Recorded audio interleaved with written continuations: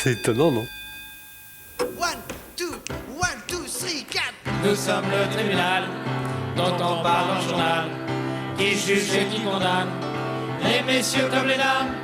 Avec ou pas d'innocents, non, tout le monde est coupable. Oui, nous en faisons le serment avant que vous ne passiez. Ne ralentissez pas. Pas question de mentir, On ralentit pas toujours. moyen de s'en sortir. C'est vraiment pas une Y'a musique vraiment rien de africaine. pire que les flagrants délits.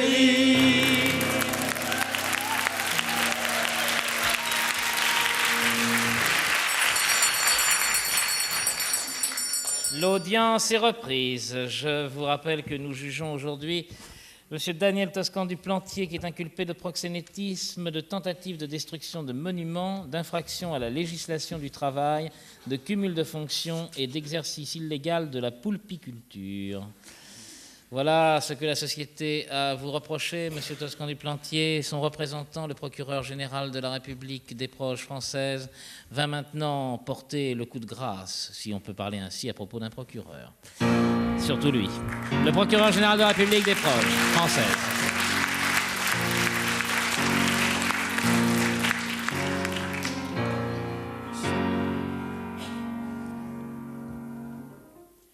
Flamande, Vallon, Belge, Belge, Suisse, Suisse, Française, Français.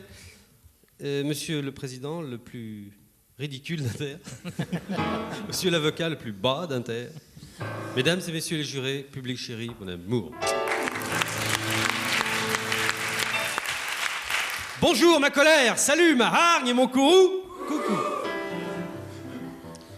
Jusqu'à aujourd'hui, mesdames et messieurs, je pensais que le Toscan du Plantier était le virus de la verrue plantaire. C'est vous dire à quel point j'aurais du mal à aborder le sujet du jour. Je préfère donc répondre à mon courrier. Plus particulièrement à la lettre de Madame Sabine Le Tavernier de Nyons, qui est présidente de l'ADVO, l'Association de défense de la veuve contre l'orphelin. Cette dame regrette bizarrement que le tribunal n'accuse jamais d'enfants. C'est vrai, effectivement. Les enfants qui, dit-elle, sont tous des cons. Eh bien, je dois dire, Madame Le Tavernier, que vous n'avez pas tout à fait tort. Je ne suis pas raciste, mais il faut bien voir les choses en face. Les enfants ne sont pas tout à fait des gens comme nous. Plus ils sont petits, moins ce sont des gens comme nous. Attention, attention, ne me faites pas dire ce que je n'ai pas dit. Il n'y a dans mon propos aucun mépris pour les petits-enfants. Seulement, bon, je vous dis, il faut voir les choses en face. Les petits-enfants ont leurs us et coutumes bien à eux. Ils ne s'habillent pas comme nous. Ils n'ont pas les mêmes échelles de valeur. Ils n'aiment pas tellement le travail. Ils rient entre eux pour un oui, pour un non. Enfin, qu'on le veuille ou non, les petits-enfants sont de grands enfants. Personnellement, je subis en permanence sous mon toit une paire d'enfants de sexe féminin que j'ai fini par obtenir grâce au concours d'une jeune femme aussi passionnée que moi pour les travaux pratiques consécutifs à l'observation des papillons. Un manque total d'objectivité et une dissolution navrante de l'esprit critique caractérisent généralement le discours laudatif des parents quand ils s'esbaudissent sur les 1000 grâces et les 1000 talents exquis de leur progéniture. Moi, non. Je conserve le nécessaire recul de l'entomologiste glacé quand il me vient à l'idée de parler des miens. Je ne suis pas ébloui par eux, je ne suis pas gâteux. Et c'est sans la moindre complaisance qu'à force de les observer dans leur jeu et leur comportement affectif, je puis témoigner aujourd'hui que mes filles sont vraiment beaucoup plus jolies, beaucoup plus drôles et intelligentes et gracieuses et pimpantes et rigolotes que les enfants des autres. C'est vrai. Il faut me croire, car je n'ai pas de preuves. Je n'ai pas de preuves car je ne les exhibe jamais dans les lieux publics ou devant les journalistes à l'eau de rose qui m'en font parfois la demande. Ce n'est pas par pudeur, je n'ai aucune pudeur. Aucune pudeur. Dimanche dernier, à Saint-Honoré-des-Laux, j'ai manifesté à coups de zigounette sur le couloir de Montpridieu pour protester contre le sermon du nouveau curé qui me semblait légèrement anticlérical.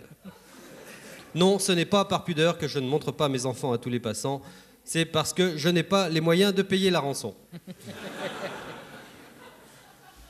Les enfants ne sont pas des gens comme nous. Dieu merci, nous autres parents, armés de cette époustouflante sagesse tranquille qu'on appelle la raison, sommes là pour guider d'un bras ferme nos chers petits sur le droit chemin de la vérité existentielle, d'où leur âme fluette de petits sous-hommes se forgera sans trêve jusqu'à devenir l'âme d'airain d'un homme mûr et responsable, capable enfin de travailler 8 heures par jour à l'usine ou au bureau, de jouer au tiercé et de déclencher périodiquement les indispensables guerres mondiales dont les déchaînements remarquables de bruit et de fureur constituent à l'évidence la seule différence entre l'homme et la bête.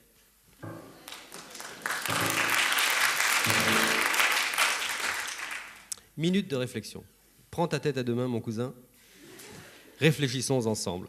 Quel pouvoir humain est plus absolu que le pouvoir des parents sur les enfants ?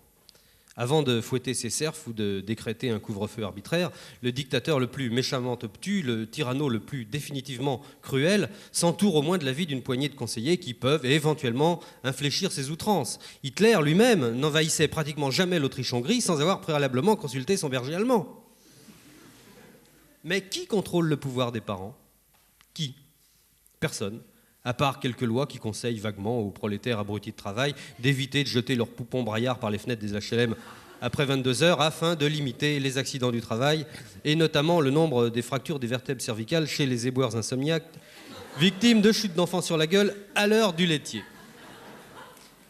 Mais n'est-il point tout à fait consternant de constater en ce monde entièrement bâti sur la répression depuis l'affaire de la Golden maudite au paradis terrestre, que n'importe quel adulte, sous prétexte qu'il a, le plus souvent par hasard, pondu un rejeton, n'est-il point stupéfiant, m'insurge, de constater que le susdit adulte a le droit absolu de triturer impunément la personnalité d'un enfant sans encourir la moindre punition de la société. Injurier un flic, voler une pomme ou traverser la vie en dehors des passages protégés définis par la loi, et vous risquerez la prison. Mais sous votre toit, vous ne risquez nulle répression. Abrutissez votre gosse à coups d'idées reçues. Détruisez-le à vie en le persuadant que la masturbation rend sourd ou que les juifs sont des voleurs. Faites-en un futur con tranquille en lui enseignant que les femmes sont des hommes inférieurs. Inoculez-lui sans répit votre petite haine rabougrie pour la musique arabe, la cuisine chinoise ou la mode sénégalaise, quand ce n'est pas pour les mœurs et coutumes de la Seine-et-Marne. D'ailleurs, ça m'étonne pas, c'est encore un 77 qui m'a fait une queue de poisson ce matin. Dégoûtez-le à vie de Brahms ou du rock New Wave, crétinisez-le sans retour en le forçant à faire des mathématiques pour peu qu'il veuille être musicien, parce que vous auriez voulu être ingénieur et que la vie, hélas, quel malheur, ne l'a pas voulu, mais mon gosse, vous verrez, je suis chef de rayon, d'accord, mais mon gosse, lui, mon gosse sera chef de diamètre.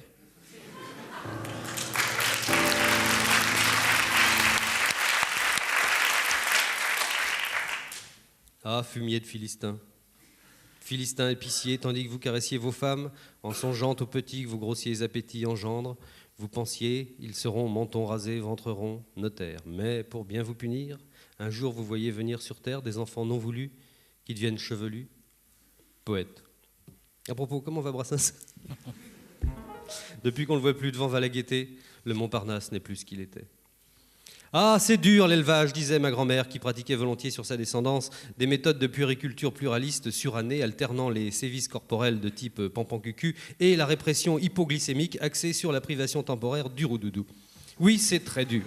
C'est très dur. Un jour que je scribouillais avec soin dans mon bureau, un bureau tranquille d'où jaillissent tant bien que mal ces élucubrations, la plus jeune de mes deux crapulettes, qui va sur ses 6 ans sans lâcher sa sucette, est venue me faire une de ces visites dont elle m'honore quand elle a du temps à perdre, c'est-à-dire rarement. Papa, pourquoi le monsieur il a une jupe ?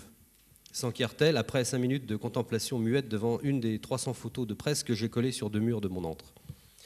Eh bien, il a une jupe parce que c'est un Écossais.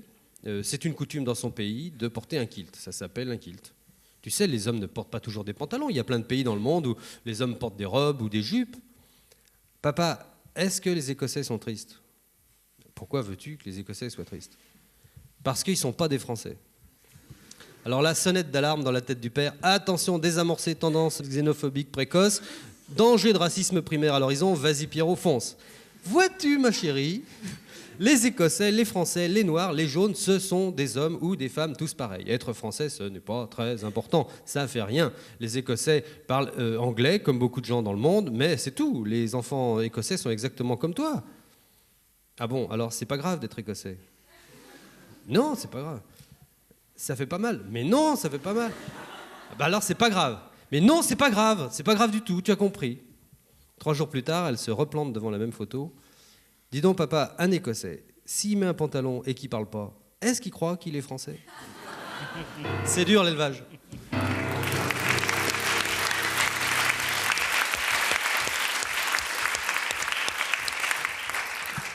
Donc, Daniel Toscan du Plantier est coupable, mais son avocat vous en convaincra Je mieux que vous moi. en convaincrai. C'est étonnant, non?